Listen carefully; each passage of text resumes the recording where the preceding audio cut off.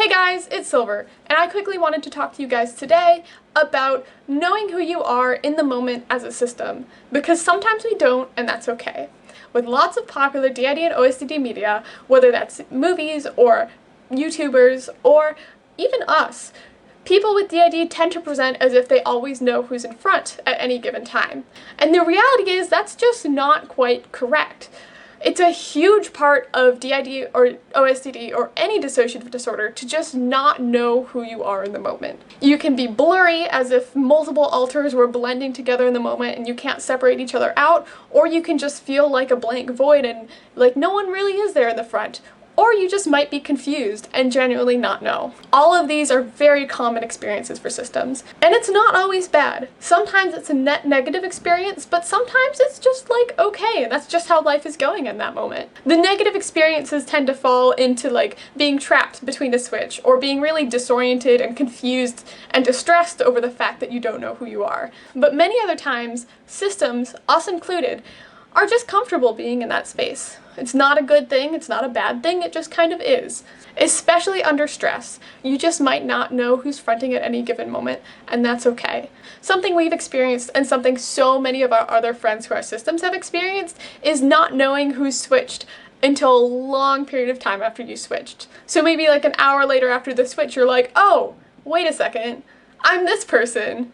And it's common for switches like that to occur without you noticing, and then you realize it later on. Recently, we had a couple of weeks, like a week and a half, of switching like this, where we didn't know who was there before, and we didn't know who was there after. We kept logging the switches because we could feel them in our body, but we just didn't know who was fronting, and that was okay. We were still functional. It got distressing near the end, but just because it was frustrating. But overall, we handled it well, and this is a normal part of the DID and OSD experience. And when we're feeling like this, we tend to compare ourselves to a jumbled up jar of many different liquids. You know, in like elementary school when you do that science experiment where you'd pour vinegar and oil and water and salad dressing into like a beaker, and you'd let it sit for 30 minutes and it would all separate out into little lines. Our metaphor for not knowing who's in the front is someone took that beaker and shook it up, and there's a whole bunch of little particles, all agitated, all feeling emotions, all stressed at the same time, and you can't clearly make out the layers. Because for us, periods like this are definitely brought on by stress. When a whole bunch of people are feeling a whole bunch of different emotions inside,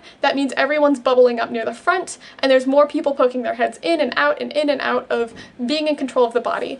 And with all the internal waters being so in flux, sometimes it's hard to figure out who's the furthest to the front and who's the farthest from the front when everyone is feeling so many emotions and is getting so close to the front. It's messy, it's confusing, and sometimes that's what DID and OSDD is. There's been so many times recently where we've been chatting with someone, they've asked us questions, we've had a nice conversation, and then they've said, oh, may I ask who I'm speaking to right now? And we've kind of gone, your guess is as good as ours. I think it's Silver.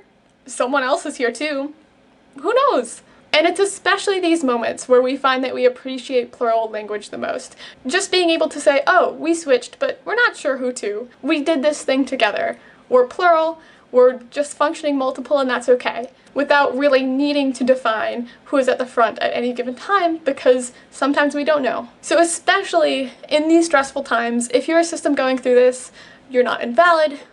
This is a normal experience to not know who's fronting, to feel mixed, to feel in flux and jumbly and not quite sure of what's going on. A lot of people in your system might be having a lot of reactions, and I know for us that's definitely shaken up the jar a little bit. So our advice is to, if you can, take a deep breath. Find something to reduce your level of stress. Do something calming like reading a book or playing Animal Crossing, and keep checking in with yourselves. Take a moment to just notice who you feel connected with in the moment, who might be around near the front with you, whether you know who you are or not. Check in with how your body is posturing itself. How are you walking? How are you sitting? Ask yourself some basic questions and do some identity-based grounding. Ask yourself, do you like coffee? Do you like tea? Do you like hot chocolate? What's your favorite food? What do you enjoy doing in your free time? Who do you feel closest to externally? Or simply just looking down a list of names of those who are in your system and seeing which names you connect with at the moment. Asking yourself some of these questions might help parse out who you are, or who the many people are who might be near the front at any given moment. And remember, it's okay if the answer is I don't know, or multiple people, or we are just existing as multiple right now, and that's okay.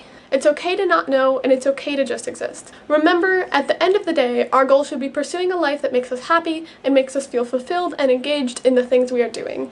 And regardless of whether you know who you are or you don't, you can still work towards that goal. Anyways, stay safe, guys. Thanks for listening, and I hope you have an absolutely wonderful day.